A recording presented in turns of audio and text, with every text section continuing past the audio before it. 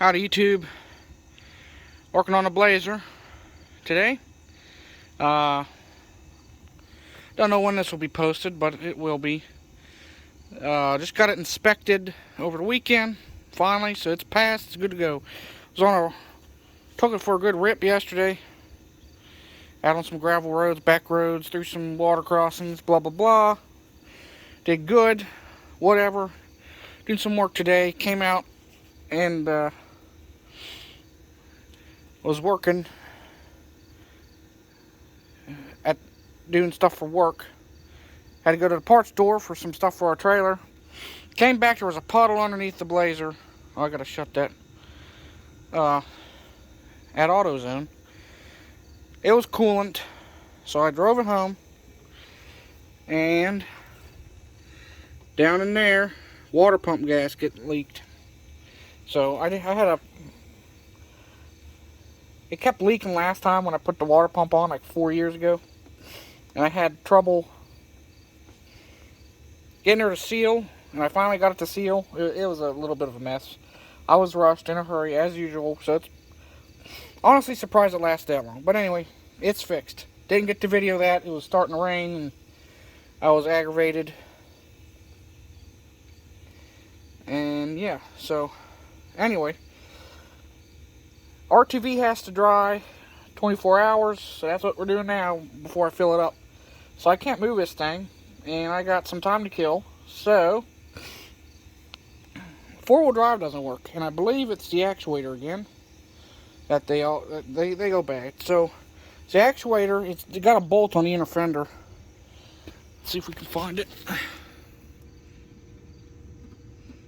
I think it's those two right there, if I'm not mistaken. It's been a while.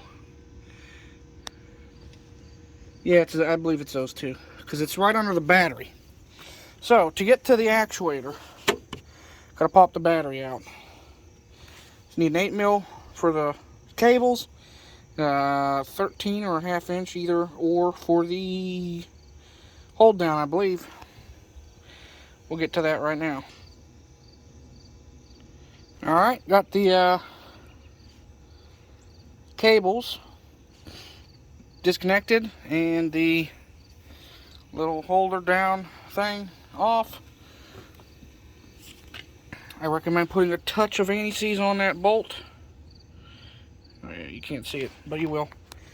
It'll make your life a heck of a lot easier, especially if you live in the Rust Belt. So I need two hands to newfangle this thing and get that other handle on. I take the handle off on my Optima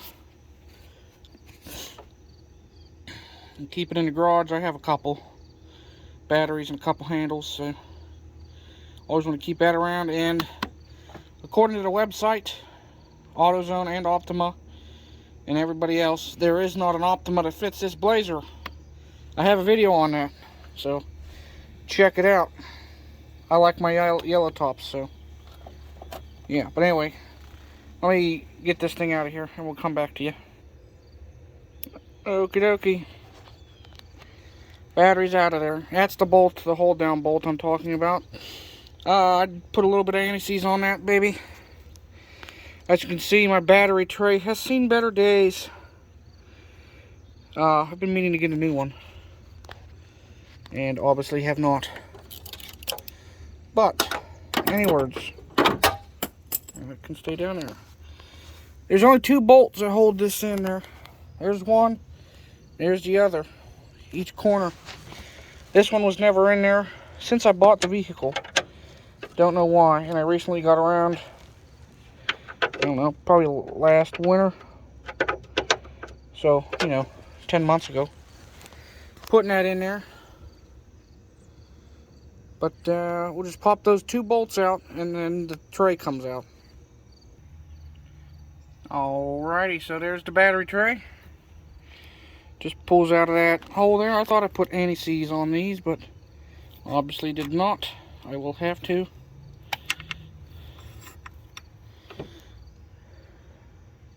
Not today though. But anyway, there's your actuator. Now, I thought the vacuum line was on this side, but it is not. So I'll have to figure out what I'm going to do. I'm probably going to take it out and look at it. Never mind, I don't need to. So, to test it, there's a vacuum. How this works is there's a switch on your transfer case that activates, and the vacuum pulls on this diaphragm here, and it pulls this cable, which is connected down to the differential and the axle on the front, and it locks in your front axle. So you have four-wheel drive. They have manual, like cable, aftermarket kits that deletes the vacuum line, and you just have a cable actuator in the cab that you pull or turn, something like that. Kind of like a cable PTO idle up thing. And I'm going to get that eventually. But this is cheaper to fix right now. So this is your, as you can see, that's your diaphragm. And I don't need to vacuum test it because there's your hole. Rips right open. There is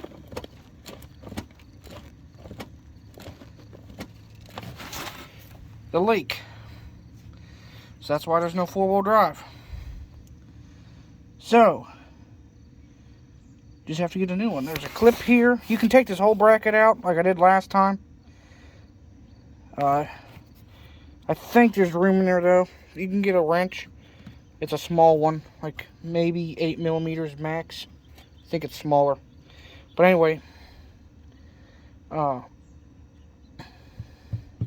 there's 3 screws that mounted to the back part, which is plastic, and this clip here that connects into the cable, and that's it. That's all it needs to replace it. Pretty simple. Oh, and there's a vacuum line on the bottom that just disconnects and replugs in. But yeah, that's why no four-wheel drive diaphragms burst again. So next time I'm at the parts store, I'll get one and slap in this thing. So yeah, there you go. That's how you diagnose the diaphragm on these vehicles for your four-wheel drive. If you didn't feel any tears, you could always, start the vehicle somehow and activate it, the four-wheel drive lever, and see if it sucks it in. Or you can just take it out and use a vacuum pump on it. But mine was easy to see, so new actuator it is. I'll slap all this stuff back together and pick one up at the parts store. Maybe I'll do a video on installing it later. But thanks for watching. Don't forget to like, share, subscribe for more. I would surely appreciate it. You can follow me on social media as well. K30Crazy on both Instagram and Facebook. That would be cool. I've been slacking a little bit, but I'm going to get back to sharing some pictures, especially now that this thing's going. Well, will be going. And got some big plans for this thing, hopefully. So, yeah. As I end all my videos, stay crazy and have a good one, people.